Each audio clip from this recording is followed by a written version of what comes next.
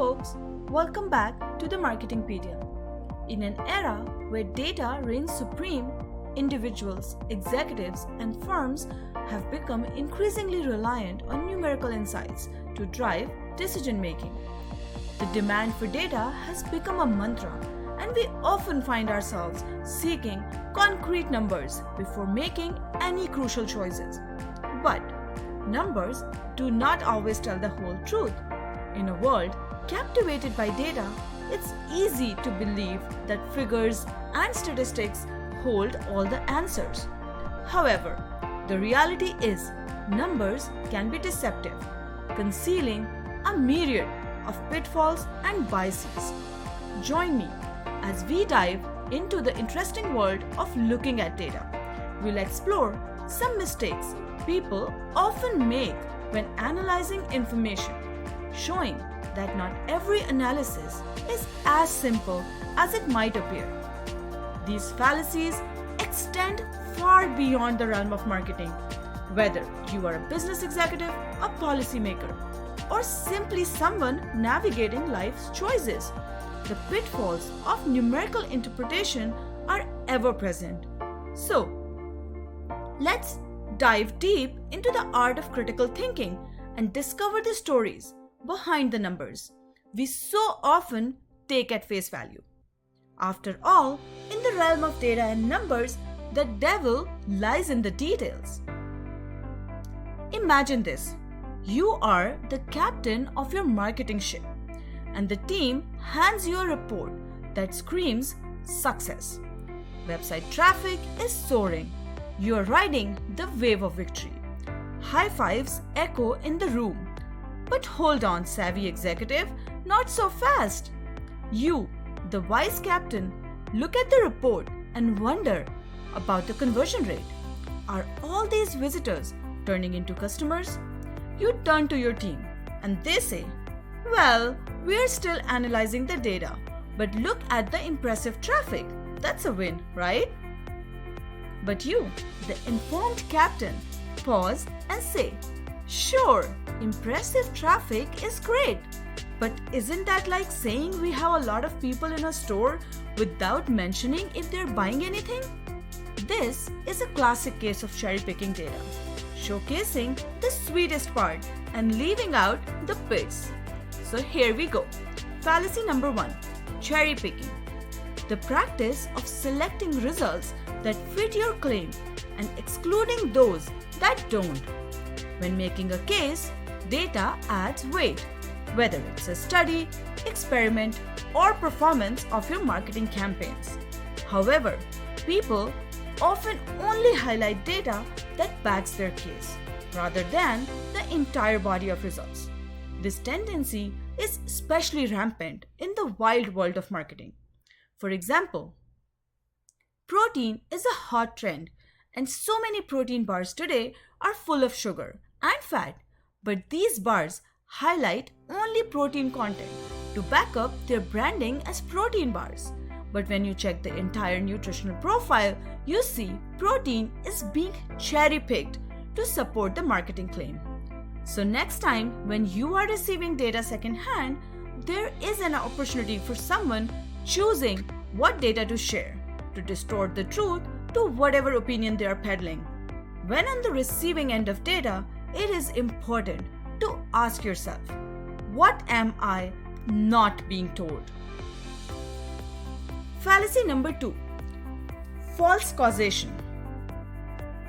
Picture this.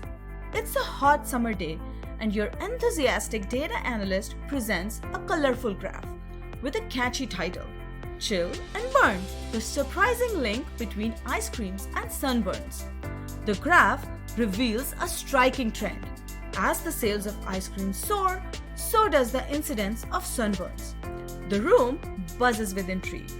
The analyst points to the peaks and valleys on the graph, showing how both lines, one for ice cream sales and the other for sunburn cases, rise and fall in sync. The correlation is undeniable.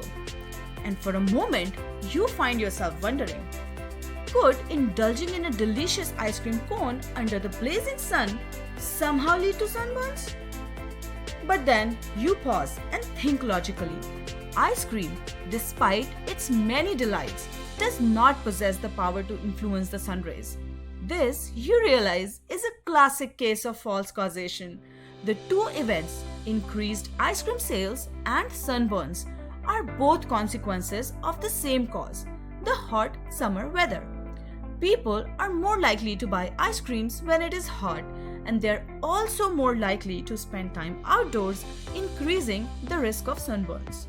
So while the graph paints an interesting picture, it's a reminder that correlation does not imply causation. And with that, you sit back in your chair, a little wiser and still craving that ice cream cone. By the way, an interesting fact related to this is the pirate theory, which humorously illustrates this fallacy. It suggests that global warming is caused by the decline of pirates, based on a graph showing that as the number of pirates decreased over the centuries, global temperatures have risen. Of course, this is absurd, and it highlights the importance of not mistaking correlation for causation. Just because two trends appear to move in tandem, it does not mean one is causing the other. It's crucial to look for underlying factors or variables that could be influencing both. So what do you think could be a common factor to cause the decline in pirates and increase in global temperatures? Drop your guesses in the comments. Moving on to the fallacy number 3, sampling bias. Sampling bias occurs when the sample used in a study is not representative of the population it is meant to represent, leading to skewed results.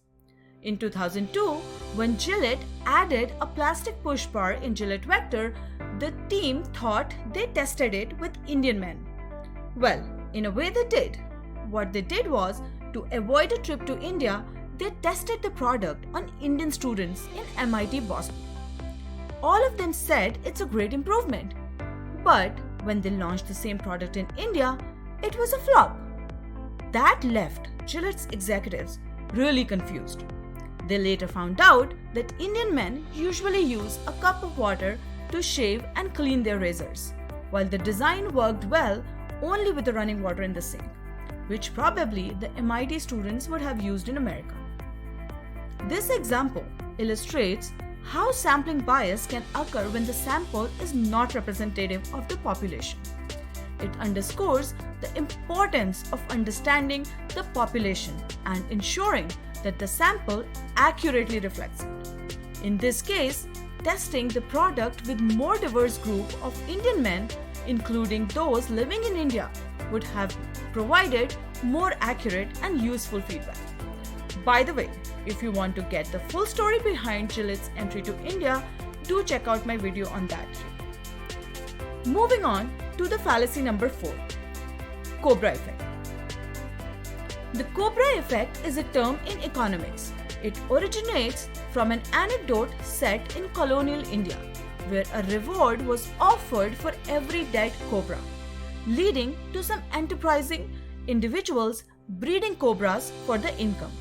When the authorities became aware of this, they scrapped the reward, causing the cobra breeders to release their now worthless snakes, and thus increasing the wild cobra population. The term is used to illustrate how incentives can often produce the opposite effect to what was intended. Now let's relate this to the Wells Fargo scandal in 2016. It was revealed that Wells Fargo employees had opened millions of fraudulent savings and checking accounts on behalf of Wells Fargo clients without their consent. The root cause of this fraudulent activity was the company's aggressive sales targets and incentive system. Employees were under pressure to meet the high sales targets, and they resorted to creating fake accounts to do so. In this case, the incentive, that is, the reward for meeting the sales targets, was supposed to motivate employees to perform better and bring in more business for the bank. However, it led to unethical and illegal behavior, which is the opposite of what Wells Fargo intended. This resulted in a massive scandal that damaged the bank's reputation and led to regulatory fines. similar to how the Cobra reward led to an increase in Cobra population. Finally, fallacy number 5, Simpson's paradox. Imagine a company launched 2 advertising campaigns, Campaign A and Campaign B, each making waves on both Facebook and Instagram with 2,000 impressions apiece. As the campaigns roll out, the analytics team eagerly analyzes the data. At first glance, Campaign A seems to be the star, boasting a higher overall conversion rate than Campaign B. The team is ready to pop the champagne, but then they decide to dig a little deeper.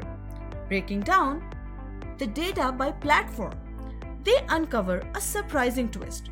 Campaign A, the apparent champion, actually has a lower conversion rate than Campaign B on both Facebook and Instagram when examined separately. The room falls silent. How could this be possible? Well, welcome to the intriguing world of Simpson's paradox, a statistical phenomena where a trend that appears in different groups of data mysteriously disappears or even reverses when these groups are combined. And no, it has nothing to do with Homer Simpson.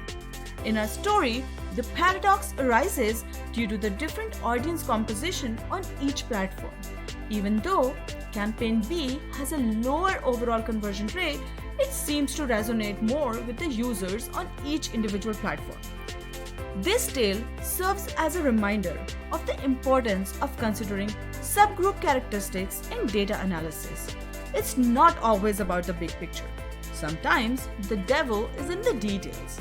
So the next time you find yourself analyzing data, remember this story and the curious case of Simpson's paradox.